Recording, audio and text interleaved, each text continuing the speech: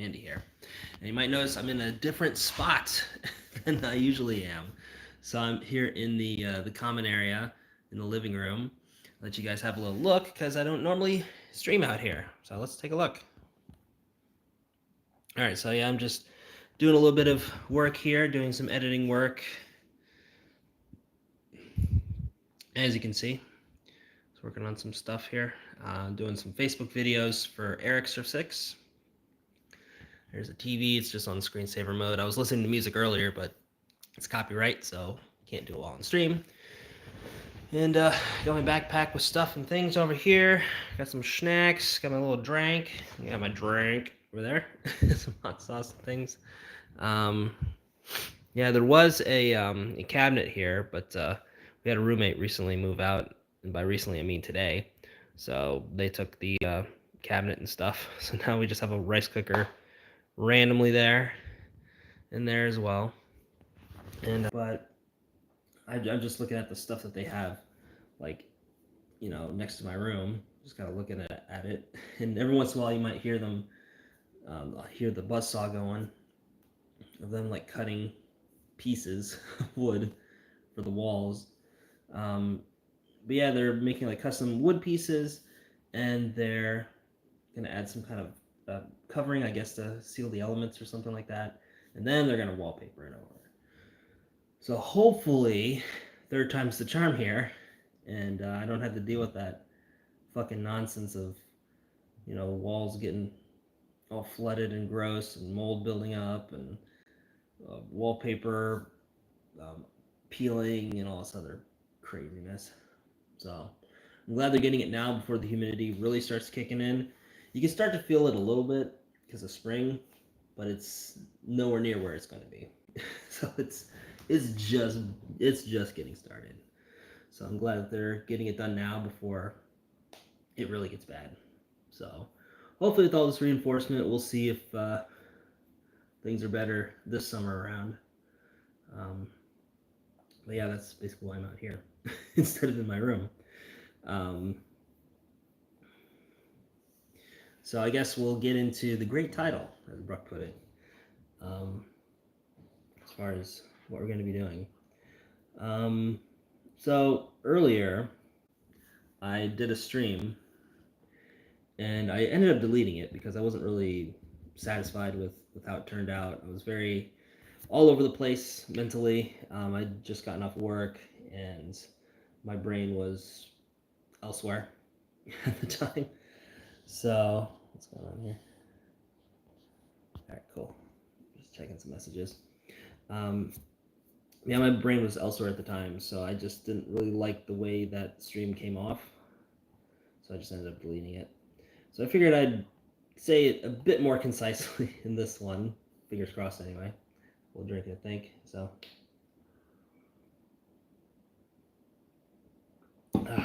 with some green apple juice and some other things. Anyway, so it's no big secret. I've been telling you guys this for quite some time. Thanks, Caden. Appreciate it. It's no big secret that I haven't been feeling the best for a while now. I'd say going on 2 years now. That's largely due to my job. So, just for a quick little backstory, not giving the whole lore drop, but as much as I can tell anyway, because there's some stuff that I don't really feel comfortable sharing, especially since I still work there, so can't get too into the nitty-gritty. But basically, in September of 2023, I got picked up for a position here in the Shonan area. Now, due to privacy concerns and stuff like that, I'm not going to get too detailed with, where the place is and what I do, but I'll say I work in like an office administrative role in the place in the Shonan area. And we'll just kind of keep it at that. Again, just for privacy concerns and stuff like that. So I got this job September 2023. going on 2 years now, and things weren't ideal at first. There was a lot of communication issues with management, and I wouldn't say some coworkers a little bit, but they were a little more understanding than management was. Management just wanted to grill me the entire time, whereas coworkers at least sought to understand some of the issues. Um, so that's kind of been the thing that's been plaguing me pretty much this entire time is issues with management. And you know, when I first started there was a lot of things that I didn't really realize that were weaknesses of mine because I had worked in roles that were a little more autonomous. I had a lot more freedom in what I did as long as I got the tasks done and didn't break any rules. Like nobody really cared like how I did things for the most part. Um, and I was able to get by just fine and actually excel doing stuff like that. Jesus, what's wrong with my nose? Sorry, random moment. Anyway, um, and coming into this environment where I had no training whatsoever, like my indoc was basically just to watch this other person do their job. I was given no notes, no indication of what to look out for other than just mind the schedule of events. I'm like, okay. And you know, shit, I don't know if I should say this, but um, the person I was shadowing was leaving because she was going on maternity leave, like very very soon. She was extremely pregnant, and she would do like all this like stuff, like all this like physical stuff, and I'm like, can I help you with this? You know, because I felt bad just sitting there, just like a bump on a log, watching her do all this stuff. I'm like, no, I can help. And she's just like doesn't say anything and just grabs a bunch of crap and carries on. I'm just like, you know, I just kind of felt bad. But yeah, I just basically watched her for like 2 weeks and kind of got into the rhythm and flow of the schedule of events, but wasn't really told the why behind those things, just the what, basically. And so after she left, and I kind of was starting my role, uh, there was a lot of issues between me and the management, and me and some of the coworkers as well. And part of me wonders if maybe it was Well, I know it was communication issues, but what those communication issues came from. Was it a language barrier, or was it just me doing things a lot differently than they had been doing? And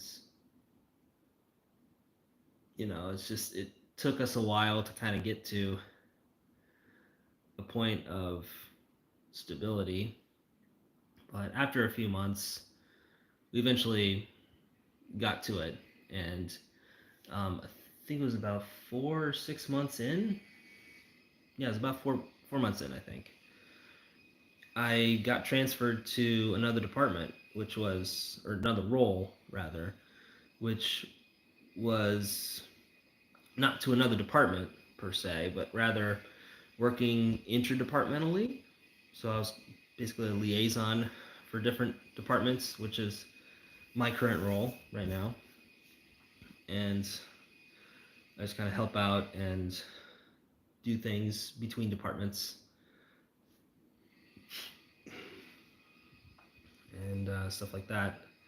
So if there's any tasks or whatever they need me to work on, I'll work on it and just kind of help make everything run smoothly, you know, between departments, which I felt was a much better role than my previous role, where I was working exclusively in one department. But I still had to interact with management from that department as well as other departments because I'm interdepartmental. Say that 3 times fast.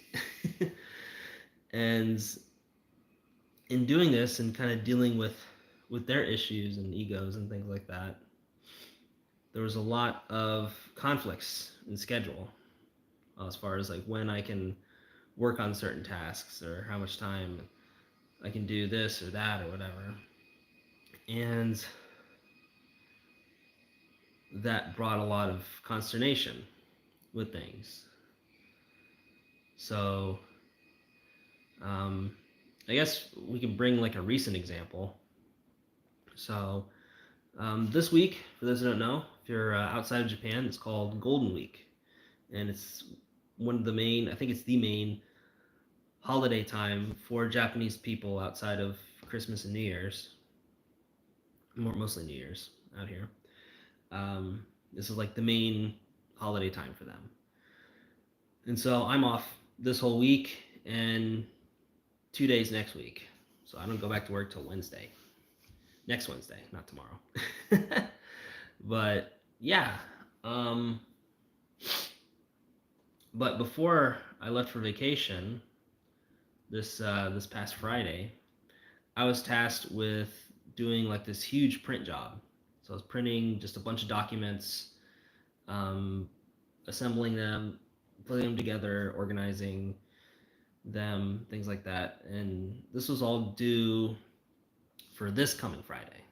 So manager gave me essentially a week to do all this. And so knowing that I wasn't going to be here, well, by here I mean at work, on that Friday, I decided to do as much as I could beforehand. And I had already had a previous printing assignment before then that I had just finished and was ready to ship the packages out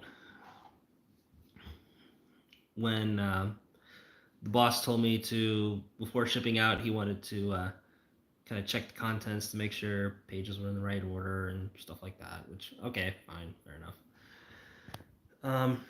He opens the first packet and was like, this is kind of thin, don't you think? There's just like not a lot of paper here. And like I did it to the specs that you requested because he gave me a PDF version of the packet, and that's what I printed off of. And he told me to like, add these pages and put these pages here for these particular packets, and then these particular packets get this many pages, and stuff like that. And so I did it as requested, and he's like, this is kind of thin. And so he's flipping through his stuff, and he's like, yeah, we're gonna need you to print like, what was it, like 22 more pages per packet, and there was like 30 packets. So, whatever 33 times 22 is like, I had to print that many. What is that? Like 600 something? Let me check. This is going to bother me. Because I am not a math whiz. 726. Totally new pages. And add them into the packets and organize them and prep them for ship. Well, this was all on my last day before I went on vacation. This was all last Friday. All your coworkers English speaking? Yeah, for the most part. They're all bilingual.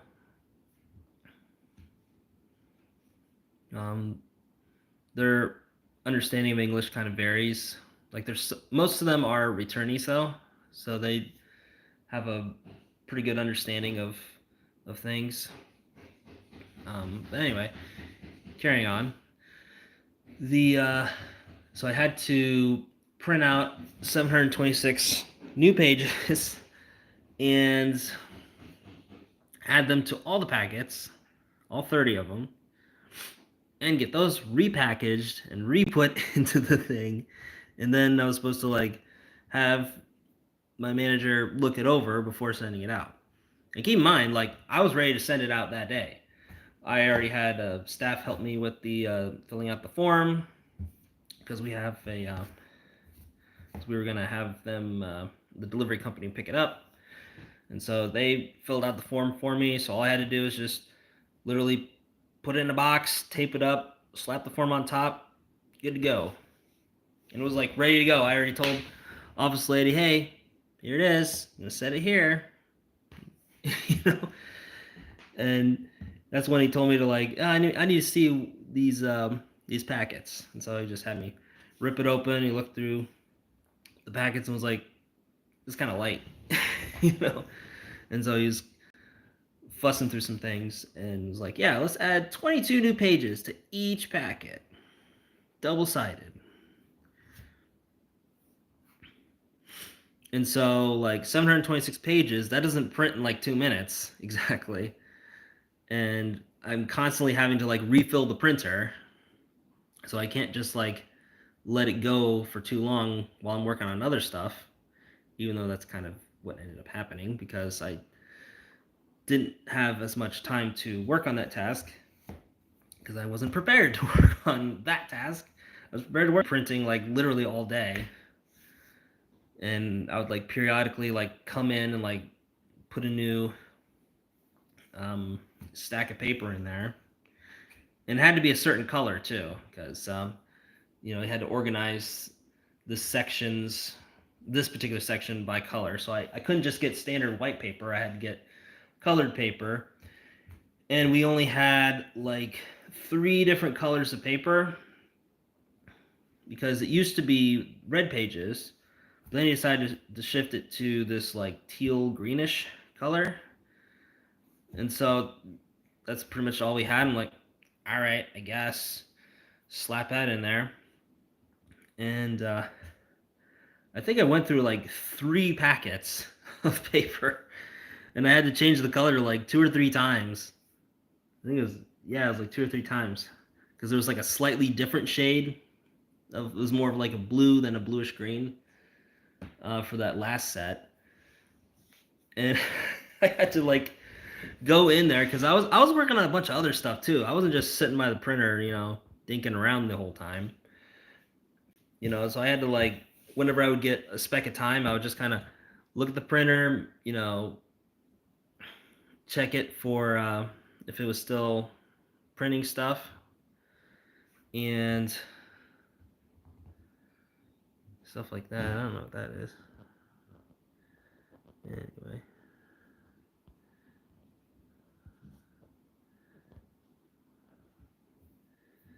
Sorry, I had to do a little modding.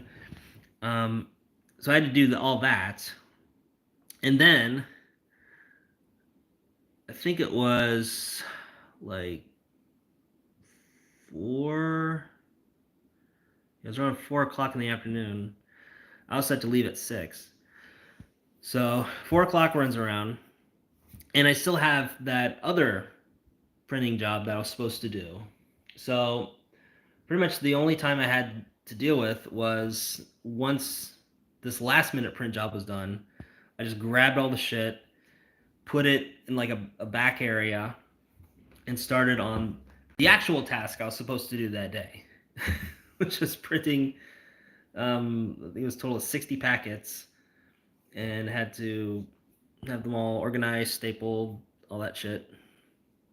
And so what had happened was at the end of the day, I was able to print all the new pages, but I wasn't able to add them to the packets, and I was only able to like print, staple, organize the set that I was supposed to work on that day. I was only able to do half of those. And so, I would share a message with him saying that basically what I just told you, that everything's printed. As for the other packets, I was only able to do half of those. The other half hasn't been printed yet. I just wanted to let you know before, just give you guys a heads up, basically.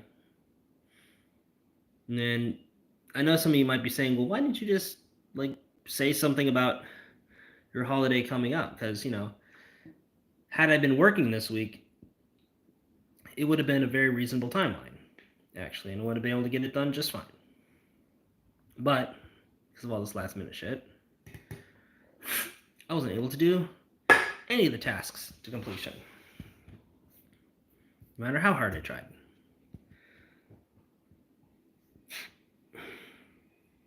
So, um, so you might be asking, why didn't you just like let your boss know about your holiday? Well, for one, this was a planned out holiday that's been approved like months in advance.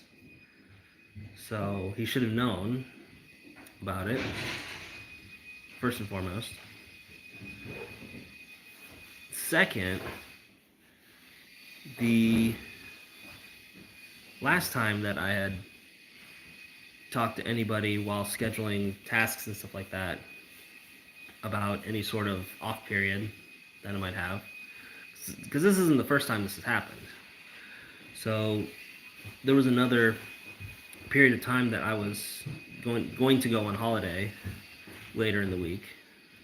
Well, there's different members of the team to do, and one of the management said, nobody cares about your holiday.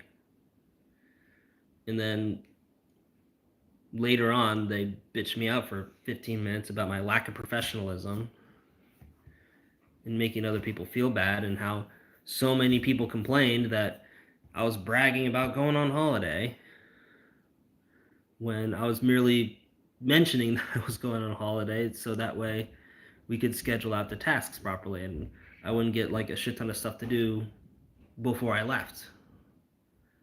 Yeah, one of my roommates kind of popped in there. I guess they ended up leaving. It's like nice to know. So yeah. Um, so that's just a microcosm of the things that I've been dealing with. And then, like my schedule, I was looking at it compared to some other members of our staff, and it's like very like detailed, which is good because it helps me figure out what task I need to work on next. But at the same time, comparatively to other members of staff, I have like just an exponential amount more of stuff to do. And even when because before, because this is a newer schedule, previously um, my break period for Thursdays would be earlier in the day. It's just kind of how things ended up, right? So I would basically like help this other person out with whatever they got to do. Once they kind of get to a point where they're okay by themselves for a little bit, keshimasu, just going on break for like 50 minutes, get something to eat, and come back and help them clean up and carry on to the next piece of business. I got lectured, well, not lectured too bad. It was just more of a friendly reminder. And it's like the time you scheduled me to go on break, like nobody's going to be, you know, it's not like I'm helping anybody. It's like nobody's going to be doing any of the tasks. It's like, did I deserve it? I don't know. I mean, with the break thing, like I get it, because like everything's so precisely scheduled. Like I understand it, but it's still just like one of those things that just kind of pisses me off. It's like, can I just like, it makes more sense for me to do it this time than later in the day for instance. Um, but it wasn't like a major issue. It's just one of those things that just kind of pissed me off a little bit. It just kind of made me think just how little autonomy I have at this job. Like I literally like everything is so itemized as far as where I'm supposed to be, what I'm supposed to do, who I'm supposed to help, that it's like no room for error, you know. And if I raise any sorts of concerns with management about any of the tasks that they give me, then I get shit on. I have to get lectured by management for 10 to 15 minutes about my lack of professionalism in the workplace and how you're just bringing up all these problems. You're not offering any solutions. And I'm like, if it's not, no, number one, it's not my job to offer these solutions. It's y'all's job because I have no autonomy.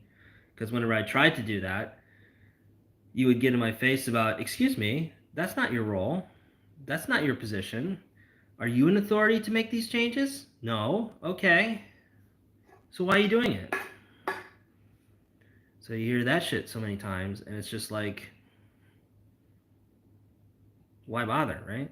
And then I have to write all these pages about what my role is within the company and what my job is and what I'm supposed to do, what I'm supposed to look out for, and things like that. And so they get pissed when it's inconvenient for them to have to deal with things. But when they want to fucking dig in at me, oh, it's easy. Oh, Andy doesn't know what he's doing. He's a fucking idiot. You know? Yeah, my coworkers do get chewed out sometimes. It used to happen a lot more when I first started there. They would get their ass handed to them. Um, these days, it's a bit more tame than what it was when I first started there. I guess when a good quarter of your staff leaves, that's you know, time to pause and reflect, as we say. Oh, I don't know who you are, dude.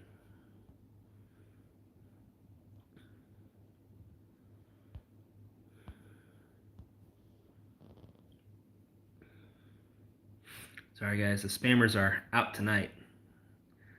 Um, yeah. I mean, the reason I took the job was for the visa, the paycheck, and the fact that I'd be able to move to Shonan and not have to commute all the way out to Tokyo or at best Yokohama. So that's why I took it. I was thinking, fucking awesome. But just the more and more I stay here, the more I realize that, you know, this ain't it. This ain't it, bro. It ain't it. And you know, it'd be one thing if I was like teaching English, and then I could just get another English teaching job. But I'm not teaching English, so I can't even use this job as like English teaching experience because it's not. It's office shit.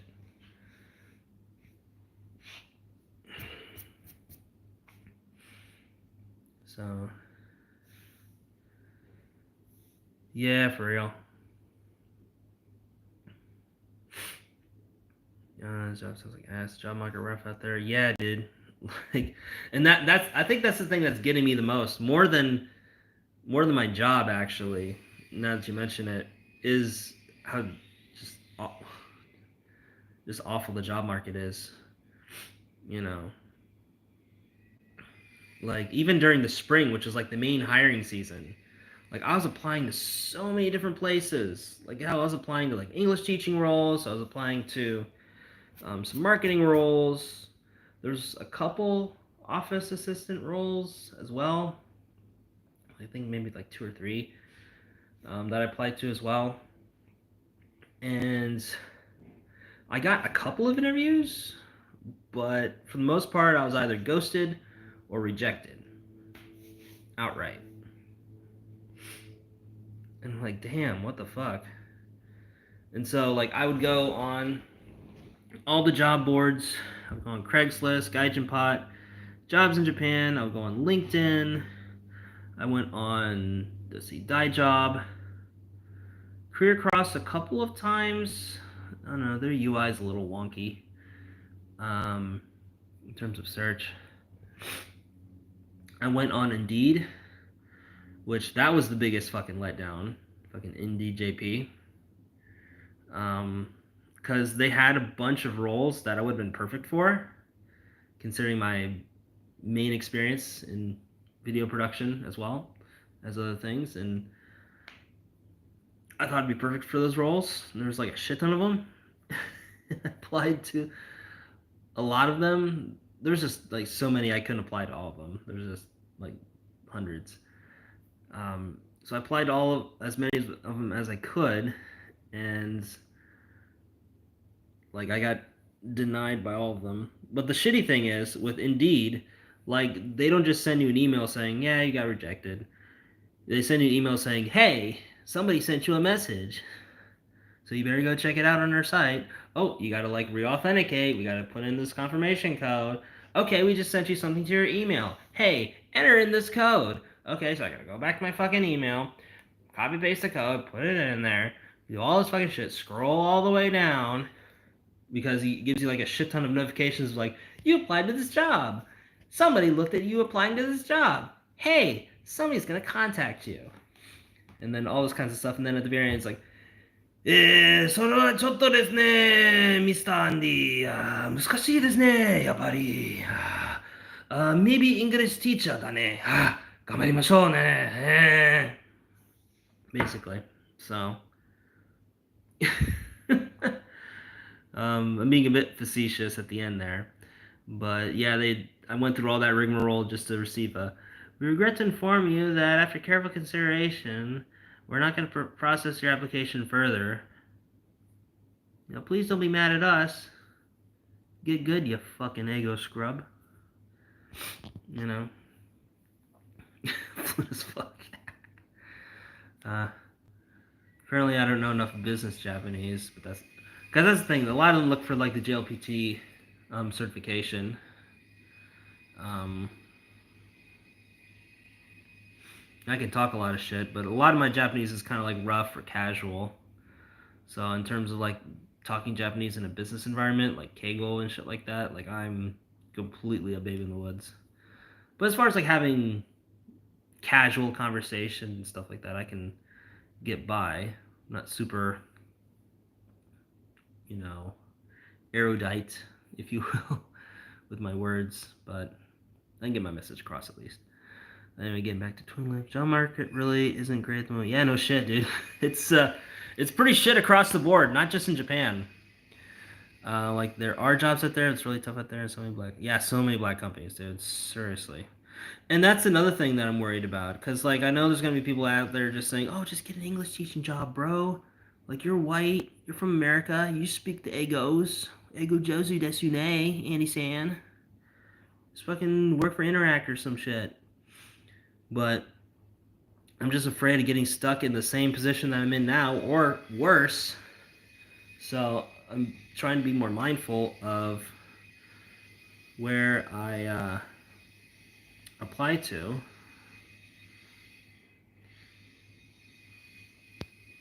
Do some research and things of that sort. And also, ideally, get jobs that align with my skills. So even if the job is shit, at least I can put on my resume that I work, I can add like extra year or two of experience working in the field, even if the job is shit. So at least I'm not, sabotaging my resume by working a job that's not in my field, that isn't benefiting me in any way. And at least if the pay was decent, it wouldn't, it would still be shit, but at least I would have something to show for it, right? Like I would have my own place, right? And like I showed you guys earlier, this is a nice place, but it's like it's not my place. I just have a room that right now I can't use. I don't know if you guys heard the bandsaws out there sawing away, but they're doing renovation work on my room right now, and I'm pretty much holed up in the common area living room. So yeah. Anyway, it's just shitty because people just dismiss you and say they're. Yeah, basically that's basically what I've been getting from a lot of people I've been trying to talk to about this. It's just, well, just keep applying to jobs, man. You know, you'll get something. Just gambani Michelle, Andy San, basically. Yeah, don't take the easy jobs. These are take people more churches there. Yeah, that's looking back, that is very true, Brooke. Painfully true. I laugh because it's it's something that I went through, especially with this current job too. Because in the lead up to getting this job, because as you, I don't know if you guys have been following me for a while. After I graduated from Lakeland in 2022, whoa, um, I searched for nearly a year to find this job that I have now, and I went through a lot of Baito, a lot of part-time jobs, did some freelance work, was able to sustain myself financially, barely, but I was able to do it, and thought that I could just, self-sponsor, right? But the days were ticking down on my visa, and just nobody was calling me back. I was starting to lose, um, even just some freelance work. I was starting to lose a lot of that because people were going back to the office. This was like pre or post Colonial Macaroni, I should say, when the borders opened up, and I was getting less and less work. So, in order to be able to self-sponsor, you have to at least show the Japanese government that you're making at least 250,000 yen a month consistently. And how do you show that? Through contracts. So if you say, you make 100,000 yen Juman a month from so and so, and you make another Juman from so and so, and then you make Gomon from so and so, add it up, 250. But ideally, you want more than that. 250 is just like the bare minimum, but you definitely do want more than that. And what the Japanese love to see is consistency. So if you hit 250 one month, but next month it's like 165, that's a little chotto desu ne. You know?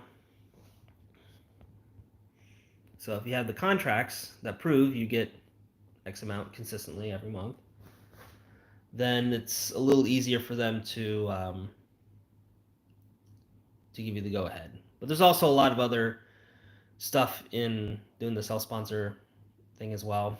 Like there's a lot of legalese that you have to navigate. You have to hire a immigration lawyer to like fully navigate all that stuff. Because like I tried to get that at first because like my freelance work was going so well at the time before everything went to hell in a handbasket. But it was going so well for a while, and that's what I thought I was going to do. Um, then that fell through.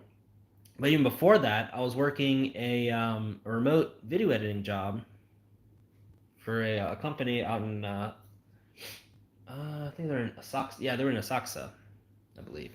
I think they're still there.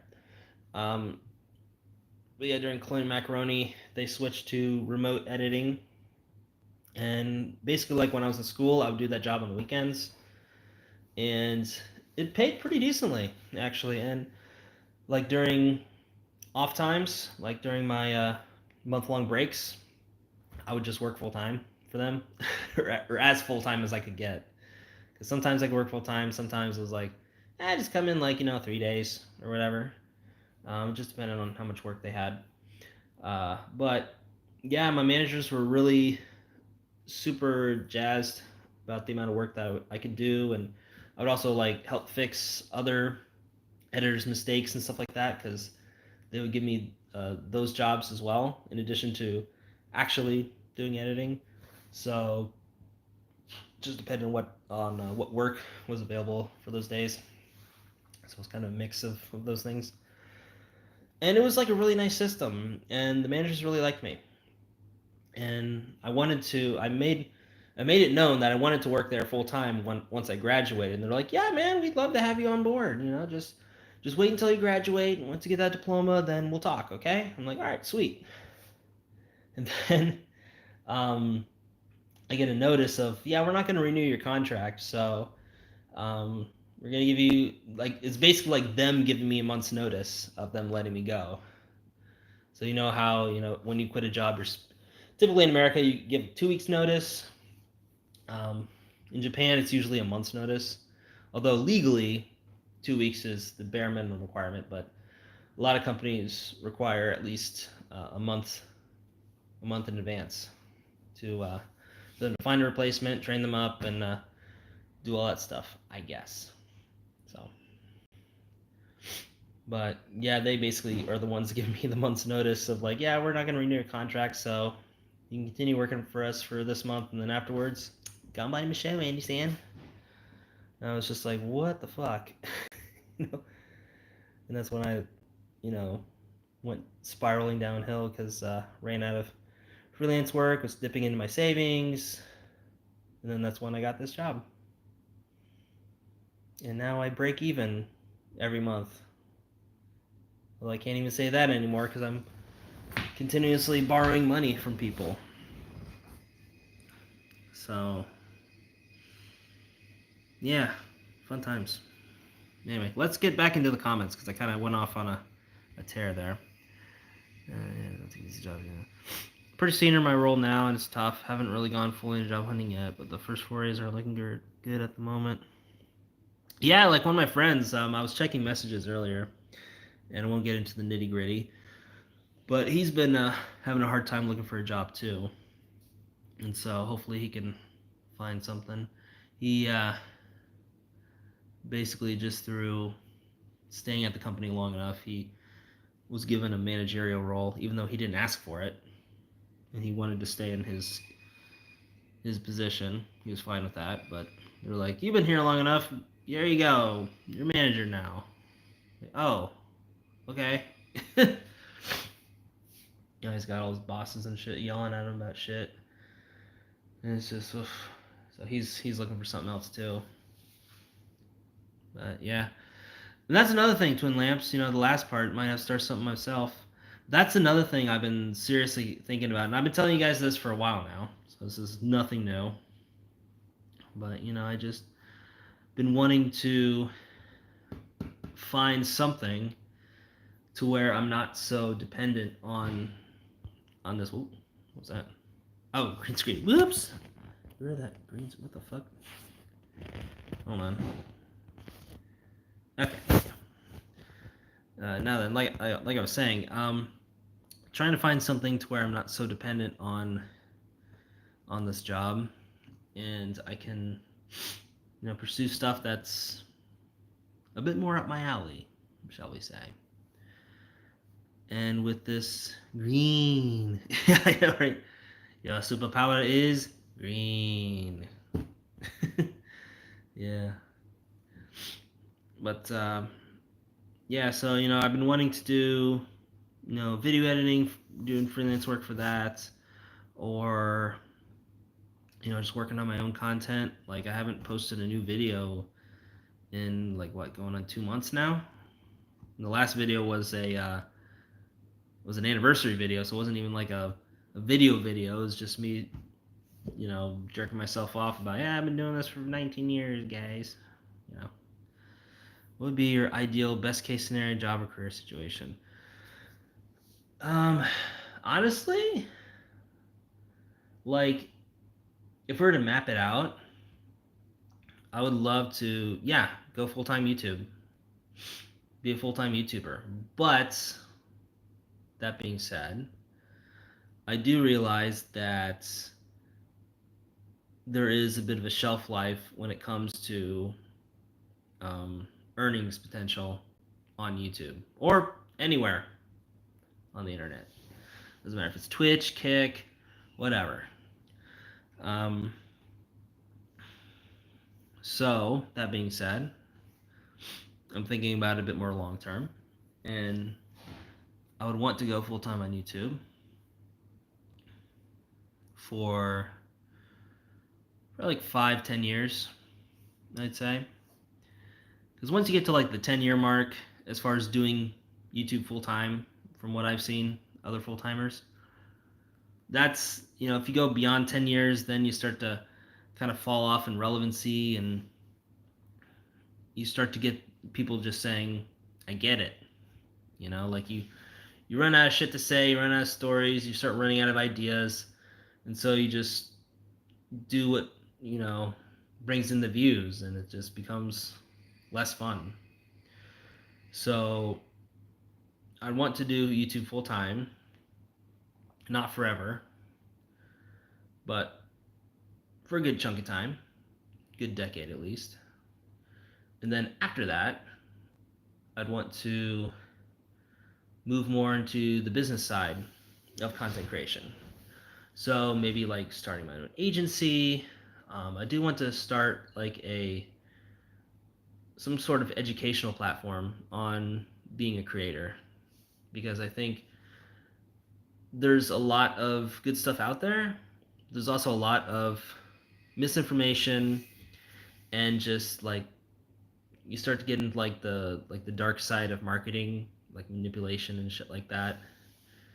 And you start to see this like tone and tenor of focusing on numbers and stuff like that, when really content creation should be about what you're passionate about, and how can you best express those passions, or problem solving as well about something you're passionate about. How can you help others? And that's what's been the most successful for me as a content creator, even though comparatively to the other creators that I work with, it's very minuscule comparatively. But for me as a content creator, what brought me the most success was video editing tutorials, and it's something that I've had a love-hate relationship with, because I love video editing and I love to help people with it, but at the same time, those videos feel like very clinical, you know, and they do really well. It takes, a lot of times it takes a while for them to get in the algorithm, but once they get in there, like the views just go up, and then they just become steady. Because there's always somebody wanting to learn how to edit video.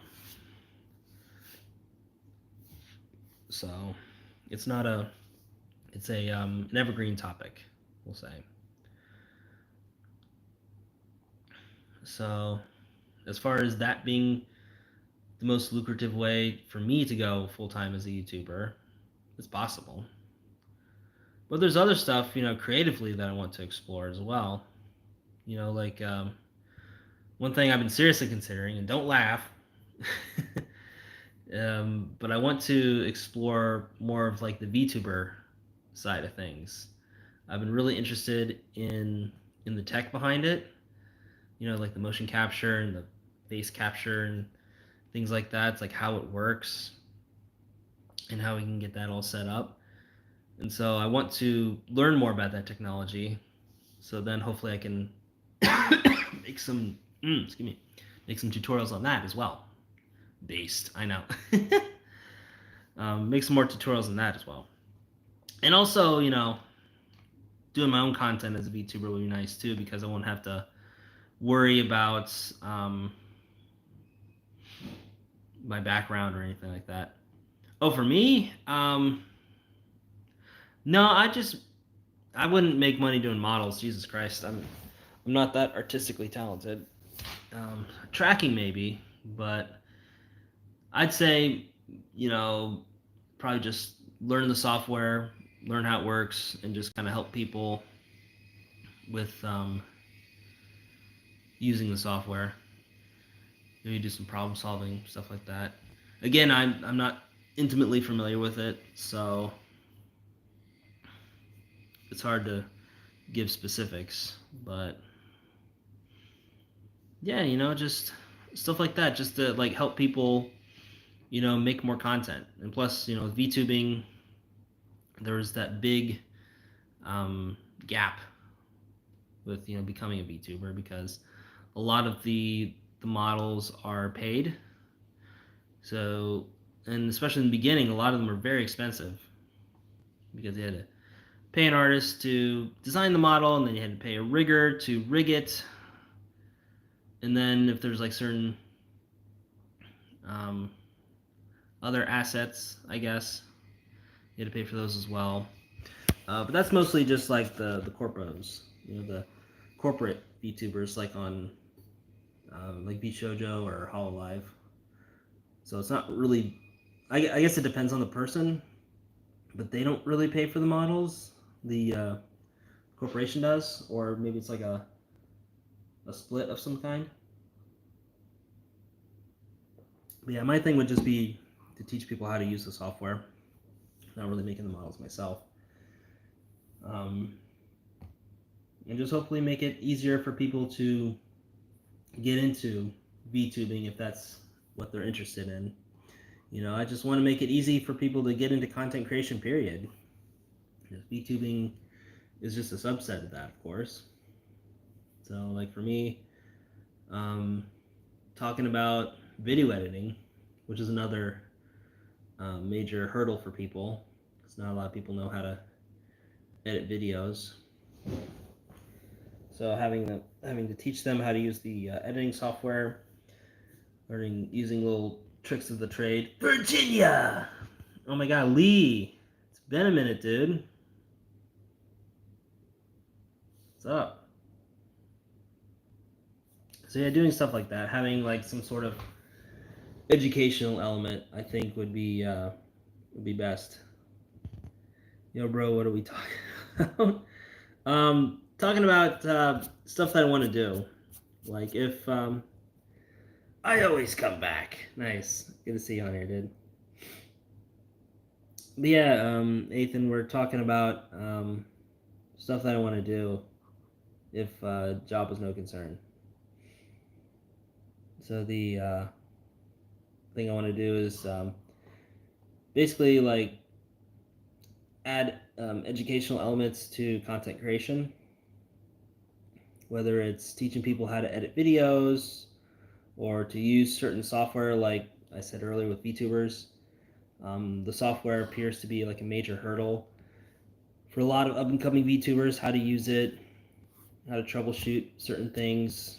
Um, I'm not super familiar with it, but I want to learn it so I can help people who have trouble with it, stuff like that. And then just getting people who want to get into content creation, kind of get them started the right way and not have it be focused on the numbers and just be focused more on what you like and what you can help people with and just go from there. Because like I said, my biggest success as a content creator was through helping other people, whether it was through video editing tutorials, which to date is my most successful, but even before that, making stuff about my time in the Navy, making videos talking about life in Japan, life as a study abroad student, using the GI Bill, things like that.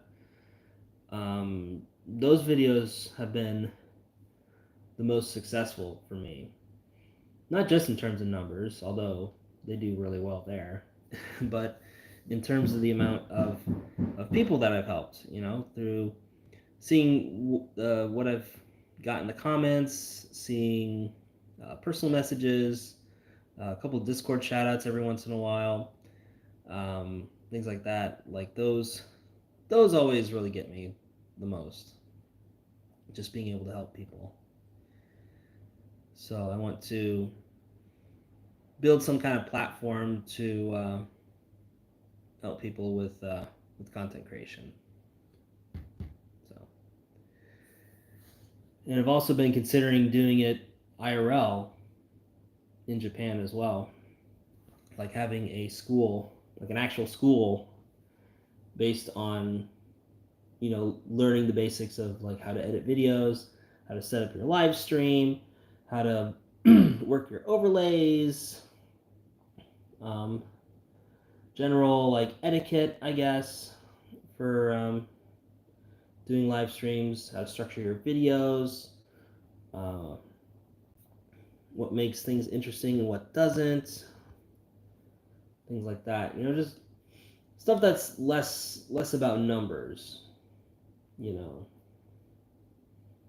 then hopefully as things progress, I also want to bring in some people who are a little more experienced in other things that I'm not, like ad deals, for instance, like more of the business side, which yes does get into numbers, but we just have to have a nuanced way to teach it to where numbers shouldn't be your focus. Numbers are a result, not a goal.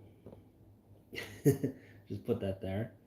Um, but also discuss the business side. Yo, Dali. Oh, I can't do the Korea. There we go. Kinda. Appreciate you, Dali. But yeah, just basically do content creation education the right way, because even at other jobs I've worked in, whenever the idea of content creation or influencers or any of this kinds of stuff is brought up, like people talk about a lot of the, especially here in Japan, you got the Meiwaku streamers causing a bunch of mischief out in town, and then you also got like more American stuff like with Logan Paul and shit like that. And so those are the ones that people talk about, and everybody thinks that content creators, influencers, they're just those types of people that are just loud and obnoxious and somehow, some way make tons of money. Or in reality, you don't have to be that to make money or to just do content creation. I know plenty of people who are the opposite of that do really well for themselves, actually, in content creation.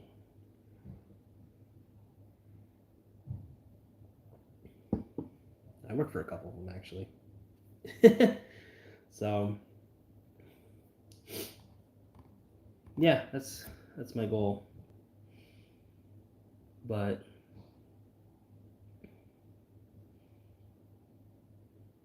funding is a major thing. So I think I'll need to put together some kind of like, what do you call it? Like a pitch deck, I guess.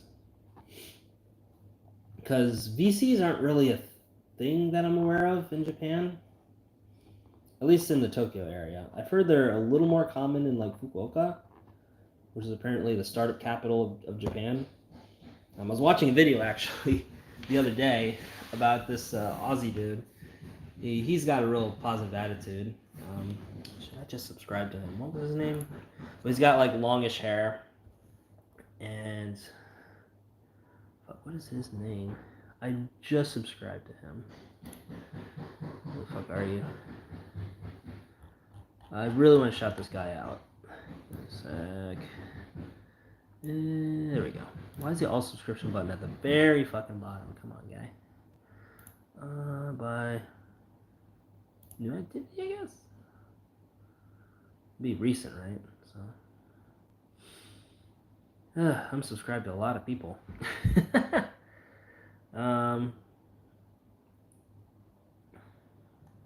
Where is he?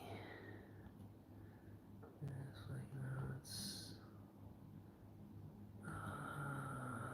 is it? Because I really want to shout this guy out, because he doesn't have like a lot of videos up yet, but the ones he does have are like really cool. Jeez, hold on. Maybe he's in my history. Jeez. Sorry this is taking so long, guys. Where is it? Oh. Business, I think. Business. Christian. Hangs with Christian. That's his name. Yeah, it's this fella. Here, let me show you. This guy hangs with Christian. He has not like a shit ton of videos, but he does have a few, and they're pretty good actually. But yeah, he's in Fukuoka right now, so I've been watching several of his videos. So definitely check this fella out. Hangs with Christian. I'll put it in chat. Maybe. If I can. No? How do I... No, I want to... Why won't it let me fucking... Anyway, shout out to him. So, getting back to the comments here. Someone living in Japan have been reluctant to talk about what you do due to stigma. As far as like content creation, yeah, it's... I mean, thankfully, most of the people I hang around with are fellow content creators, or they're like content creator adjacent, like they're photographers or like professional videographers, work on commercials and shit like that. So they're at least familiar with content creation. So with them outside of work, I feel very comfortable talking about content creation. But just within work, I've only really talked about it with a couple of people that I feel like I trust. Unfortunately, those people left like a month or so ago. So that's another thing that's been affecting my mental health and well-being, is the fact that my two work besties left for greener pastures. One of them moved to Thailand, and then the other one, he's still out and about. So I saw him the other day. We hung out, so that was nice. But does it affect being a content creator in Japan? Yeah. I'd say, being a content creator in Japan is a lot different than being one elsewhere, especially because of the stigma of a lot of the bad actors out there. They're called meiwaku, or nuisance streamers, the ones that do a lot of crazy stuff. And it's not all like foreigners. Like there's a lot of Japanese people that do crazy, insane stuff because they see what it did for the Westerners, and so they want that level of success too, without understanding the consequences that doing that gave to those other guys. Which is why the smart ones pivoted from that, and the dumb ones, well, there's kick. So I'm just saying.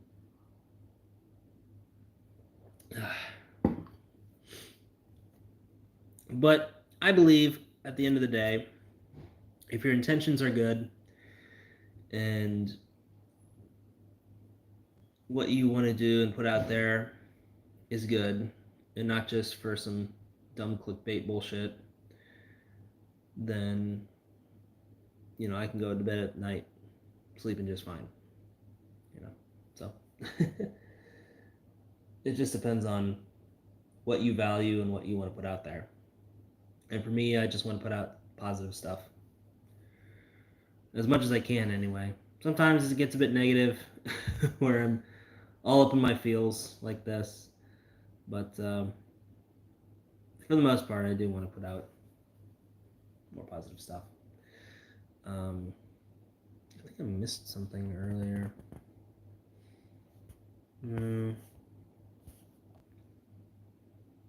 It's been the biggest thing that you didn't expect about Japan now they've been there for so long.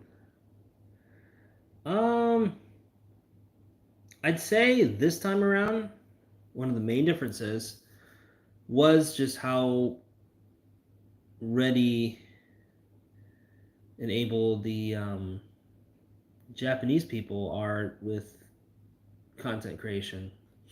Because when I first got here, it was a way different scene than it is today.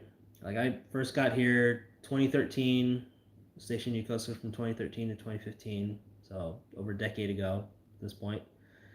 And the content creation scene was way different. Like Japanese people are just starting to come into the platform, because before it was all foreigners.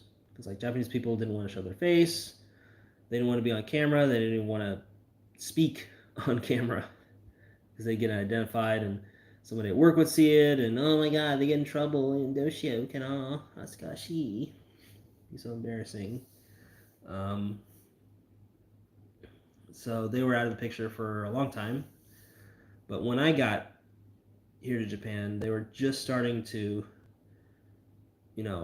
get into it. But it was very, very tepid. at first. Like there was only a couple of Japanese folks doing it. Um, and also the community, the YouTube community, because like Twitch and stuff was very nascent as well. Um, Instagram was just starting to become a thing, like near the end of my first run here. So around 2015, it was just starting to become a thing in Japan. And Facebook too, like before Japanese folks were on this platform called Mixi, which is like their version of Facebook and Instagram. So they didn't want to switch over to this other brand because, like, oh my god, what if somebody sees my photos and sees my face and oh, Hatsukashi, get laughed at work, you know? So they were out of the picture for a long time. And then when I came back, right before old Coloni Macaroni, that's when I noticed more and more people were being interested in content creation, more Japanese people.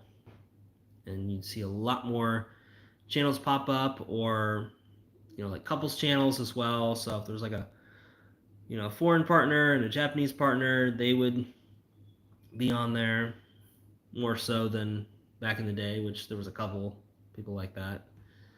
Um, and like now, when I go walk around with the camera, as long as I'm not in like the touristy spots, like if I'm in the touristy spots, it gets a little hairy. But if I'm outside of those spots and like kids see me with the camera, it's like, oh, YouTuber! Oh, you YouTuber! Stuff like that. So that's kind of wholesome. I had that happen to me a couple times on stream actually. If you go back, some of my, I think it was in Kamakura, had some kids look at me like, "Oh, YouTuber だね. Oh, かっこいいね." Stuff like that. So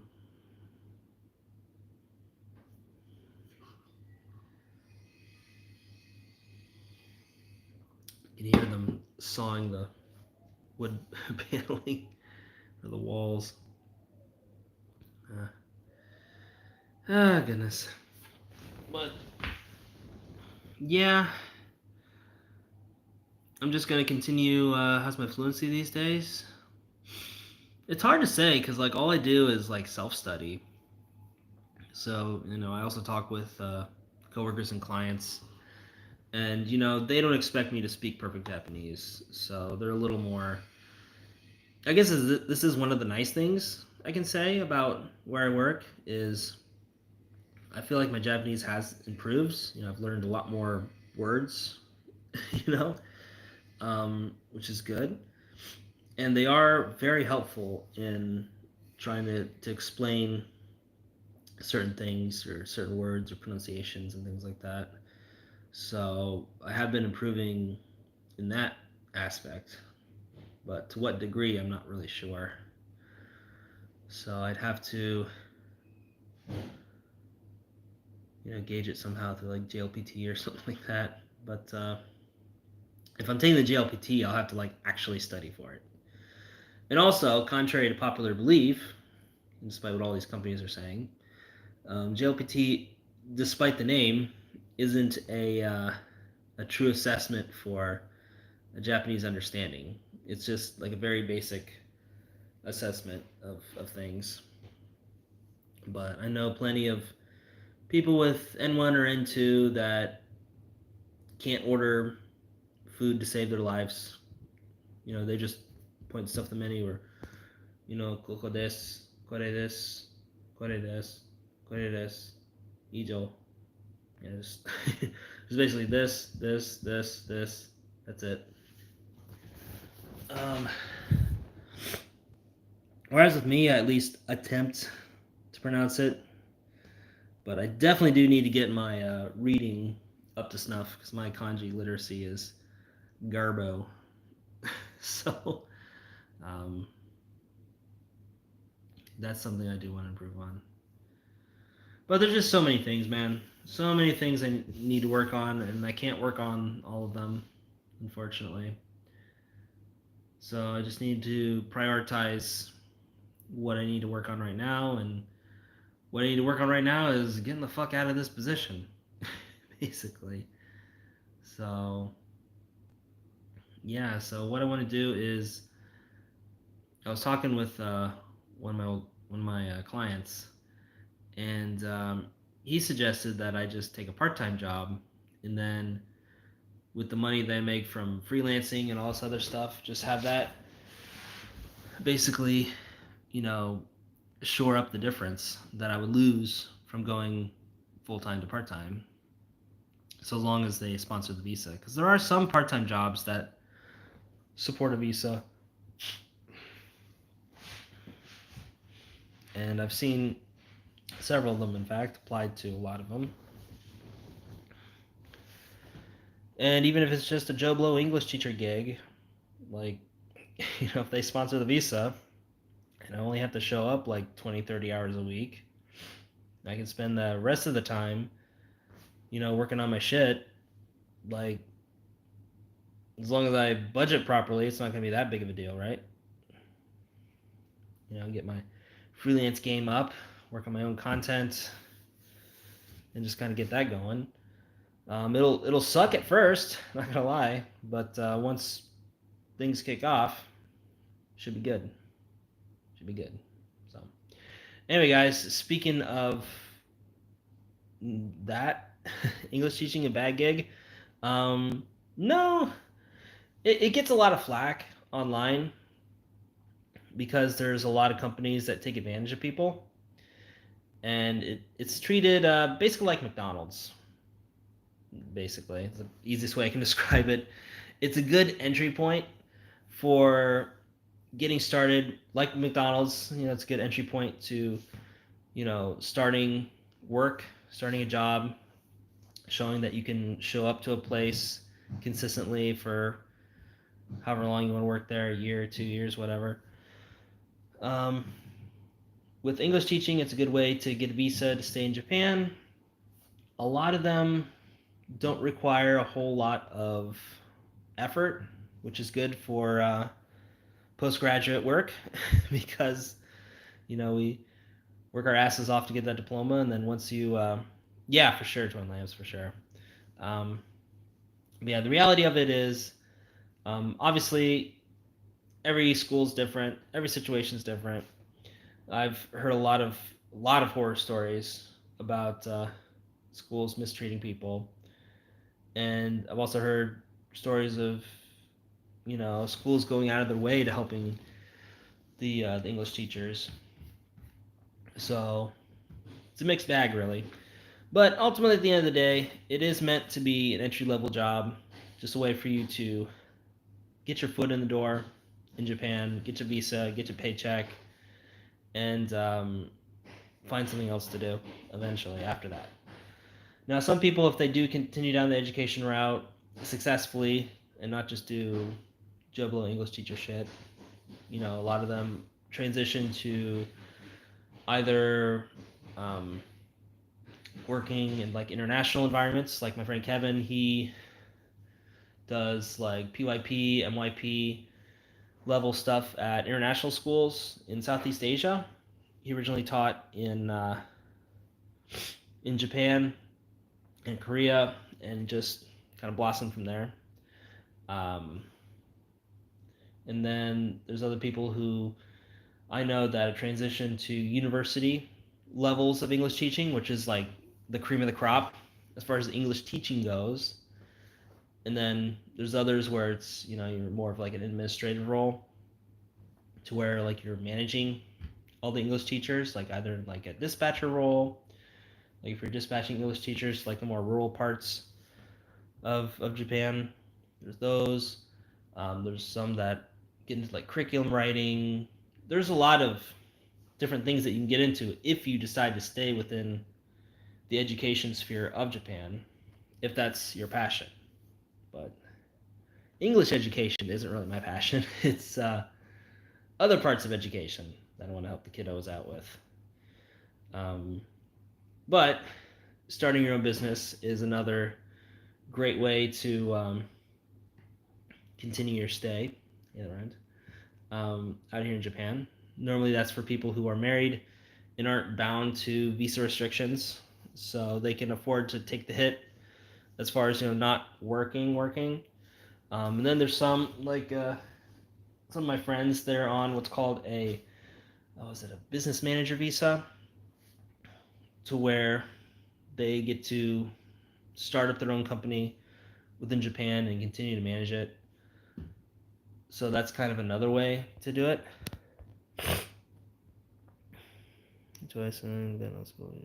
Yeah, yeah, exactly what Twin Lamps was saying there, Lee.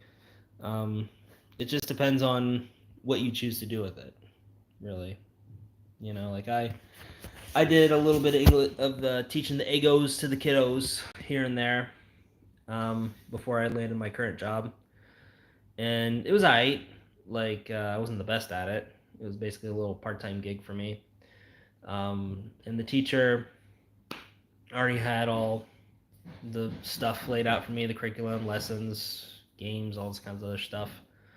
So I basically just had to follow whatever the packet said of instructions and just carry on from there. And for me at first, I didn't think I had the personality for English teaching, because like they want like the super energetic people. They call them Genki, or energetic. So the super fun, loud, crazy. Hey guys, what's going on? They want that kind of guy, and sometimes I can be like that, but other times I'm just kind of fairly calm. You know. Uh, but the students really tend to gravitate towards me, regardless. I guess just because I'm easy to talk to. I'm not like wacky and all over the place, but well, but yeah. How long has it been since I visited the States? I visited.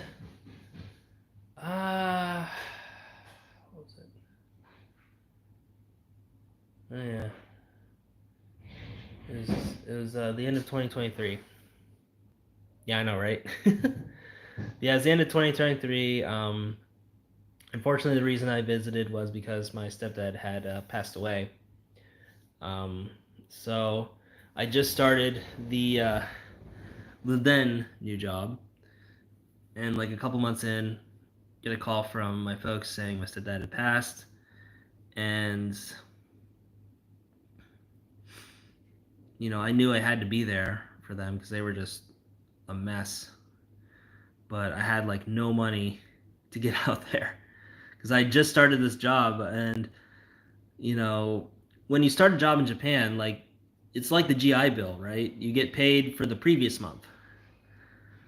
So essentially, you don't see an actual for realsies paycheck until 2 months in, and they pay you once a month. So it's not every 2 weeks sort of thing like it is in the States.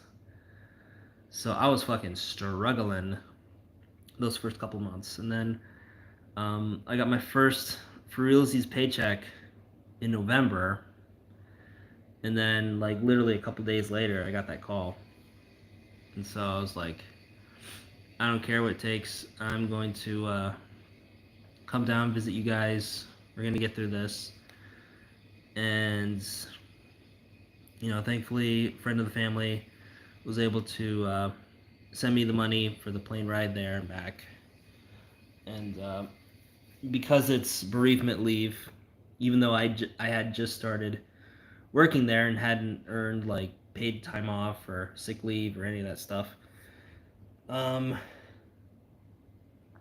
they legally had to give it to me. So I just told them what was up, said, hey, I'm leaving. I'll be gone for like 2 weeks. Legally, they only had to give me one, and I had to take it on the chin those last couple weeks, but thankfully they were able to give those to me at least.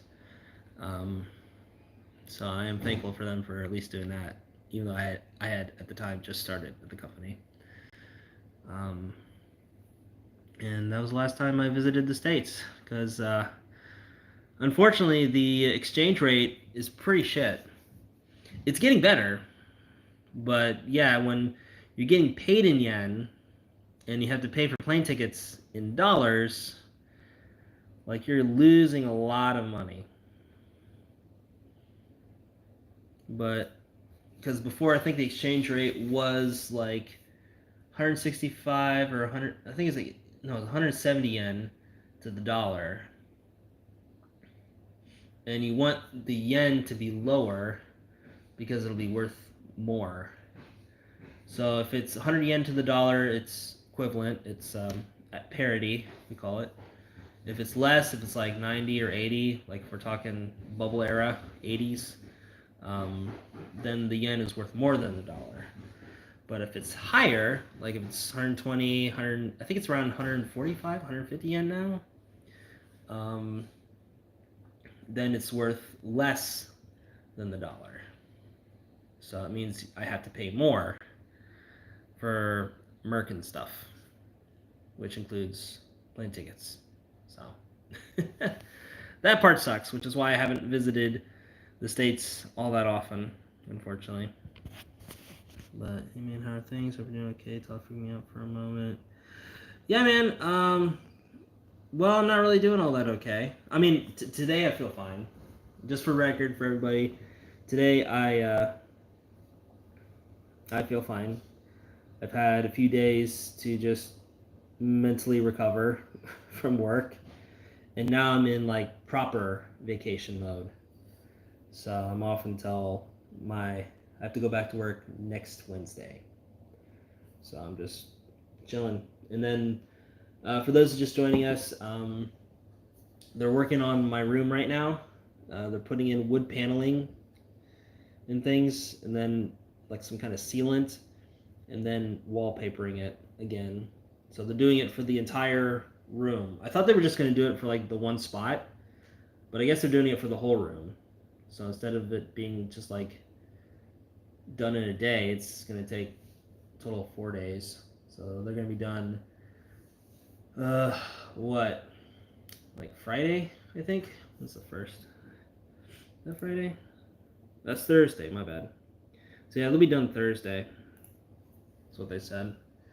So it's taking a bit longer, but hopefully, from the looks of things, they're actually not fucking around this time. Because, as you guys know, the last couple times I've had to deal with structural issues, we'll say, with my room. It'd be good for a while, and then just more shit would come on. So, like, they had to.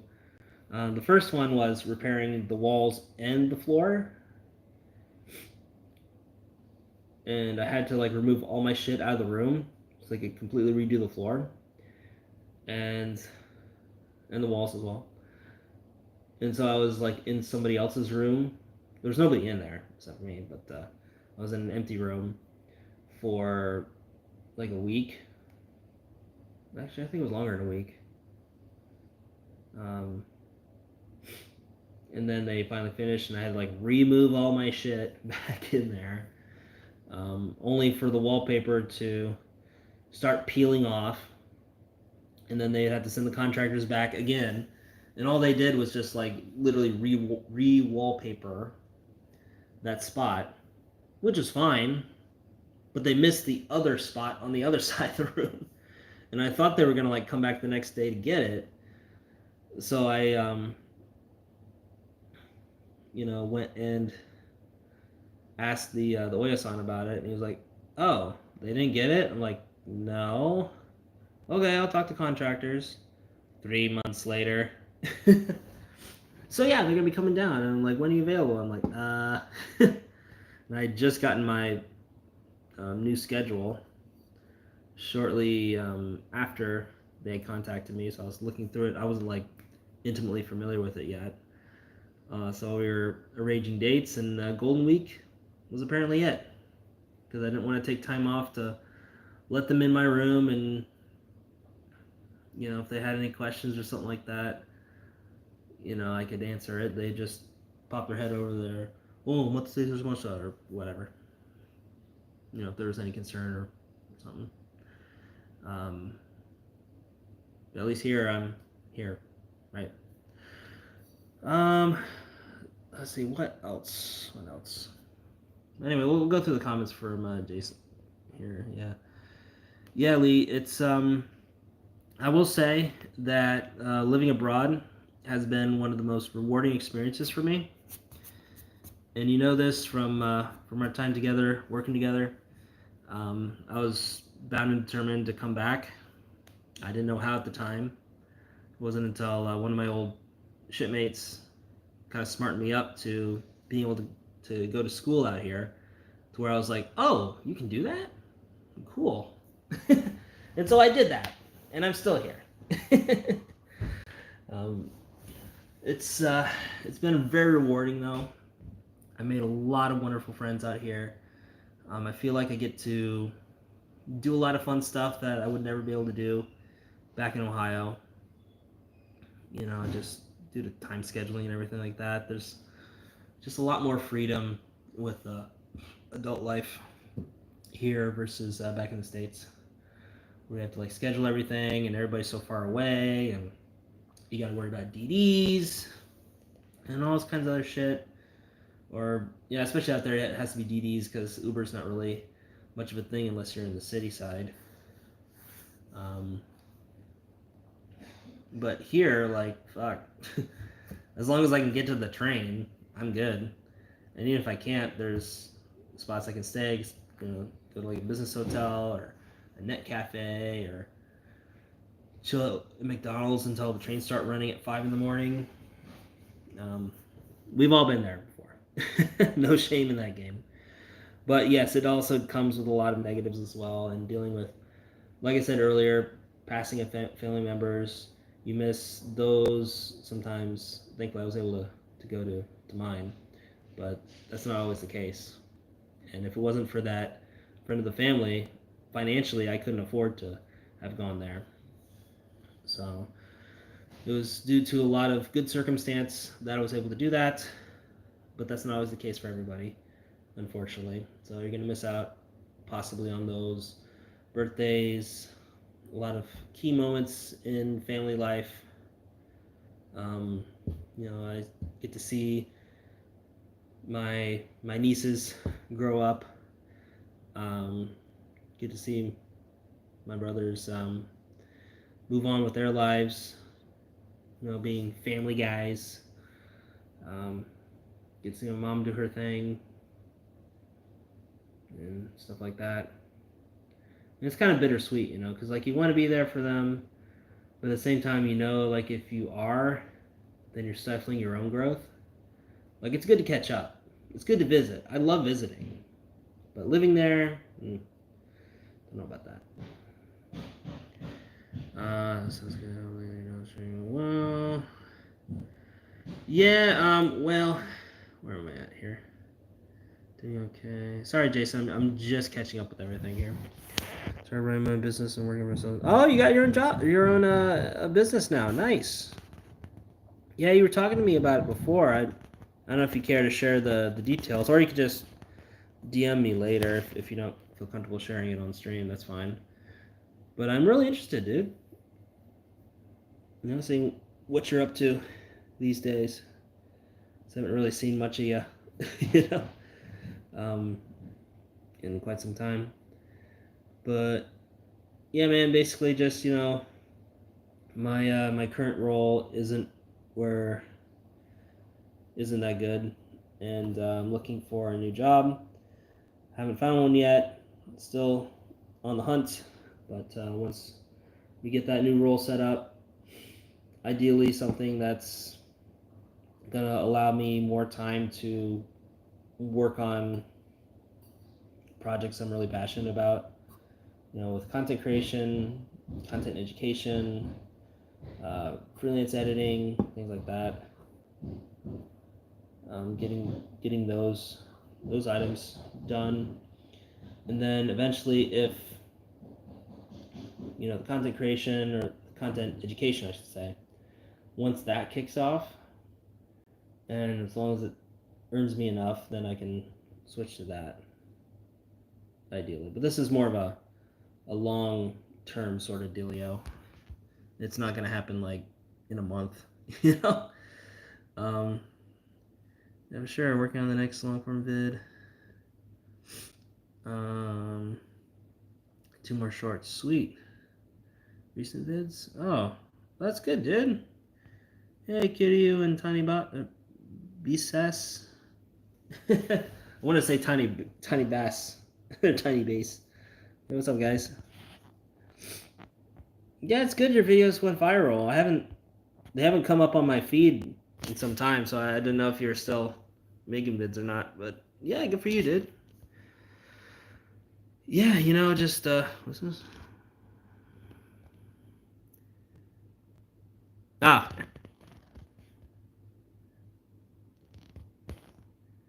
oh, I think I get it. Show it. Ooh, lol.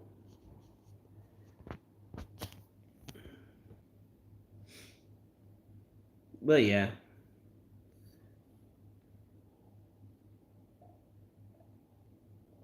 Oh goodness. Yeah, I'm glad you're doing well, man. Hoping to Tiny B sass. Oh, okay. Gotcha. Well, some of these names I get, some of them I don't. So, Tiny B sauce. Okay. Well, sorry. There we go. Yes. Tiny B sauce. Tringus. The fuck is this? Ooh, oh, this guy. Okay.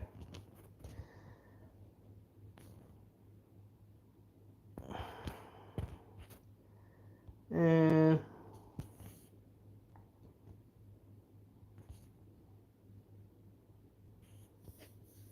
Yeah, sorry I had to do a little modding there, guys. Sorry.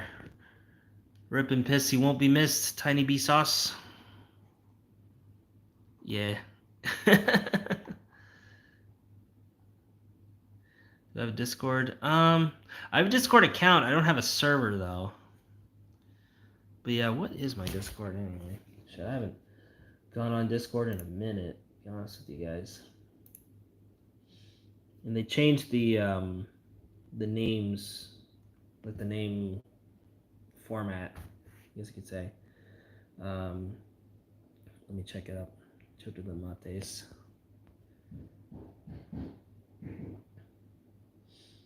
Yeah, I saw the because on the mobile version you don't see the comments completely. Like you see like message hidden, and so I had to like tap in, and I saw. I was like, okay, yeah, fuck this guy. Yeah, so sorry about all that. But yes, me Discord name. Where am I at? If you care to find me. Oh, it did change it to the new version. Okay, good, good, good. Yeah, for real. So, Discord name is Andy Japandi. It used to be like Andy Japandi in like four numbers, but it's just Andy Japandi now. So, yay! Yeah, I didn't hear that nonsense. See how many messages I missed. Yeah, right. Goodness gracious. All right, cool, cool. I'm not on the Discord as much as I used to be, so if I don't respond for a while, sorry, but it is what it is.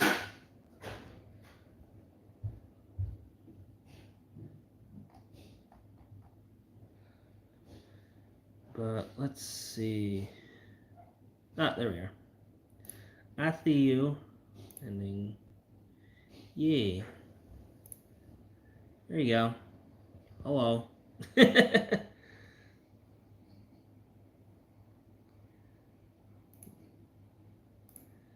Alright, cool. I guess I'll have to check like the bazillion Discord updates from all the servers that I'm not. I used to be like during, Colonial Macaroni days. I used to be on Discord like all the freaking time. I was in like tons of servers, but now it's like hardly ever get on there. But yeah, what's the weather like there at the moment in Sapporo? Well, it's definitely not freezing. I'm in shorts right now, so yeah. Let's see. What is the weather like today? 21 in the centigrade. Just actions. Okay. Cool. Cool. Yeah, 21 right now, which is really good. Been waiting for the weather to warm up. The Shonan area really comes alive during this time. Like when it's not summer, it's just kind of, eh, you know. But it's nice to live in because it's peaceful, so you don't have to worry about a whole lot of people futzing around. So that's about it. Yeah, right on. Shit, man. Those names take me back, but yeah, I pretty much divested myself from that whole situation like years ago. So yeah, yeah, weather's pretty decent. Might end up going out a bit later as well. Just get something to eat, you know. But yeah, as far as new videos go, Ritmishi here. We have a couple of them. Visited cities in Japan. Yeah, beach towns are great, man. If you like the beach, some people don't. Whatever. They're wrong. Based, I know. Oh, of course, yeah. So they're not gonna be as good as Aussie beaches. I'll just let you know that now. Like the only way to get even close to that would be to go to Okinawa. Um, so just kind of taper your expectations. But yeah, the I go more for the vibes than I do the actual physical layout of the beaches. Because if we're just going by physical layouts, like I've been to way better beaches too. But yeah, just the vibes in Shonan are unmatched. You know, everybody's a lot more friendly towards foreigners down here. It's just a lot more open than it is in Tokyo. So I like that. Yeah, right on, man. I haven't talked to old Tikio Sam in a minute. Last time I saw him was at a Bonenkai years ago. Had ourselves a nice little chat, and yeah, so I'm not gonna be collabing with him or anything like that, but things are okay, I guess. You know, all's well that ends well, right? But yeah, speaking of ending well, though, it's looking to be about that time. Hit the old dusty trail, get something to eat, get hungry, and I got to work on all these videos. So yeah, great hanging out with you guys. We'll see. English beaches. Oh Jesus, that is a shift from England to Australia. Yeah, it's well, I will say it's definitely better than England. Not quite as good as Australia, but yeah. So just somewhere in there. You be the judge. Anyway, guys, I'm gonna take off. I gotta get something to eat because man's getting hungry. So, with that said, this is Andy. Signing for now. As always, Robert. See you next time. Get you later, guys. Bye. Great talk. All right. Bye.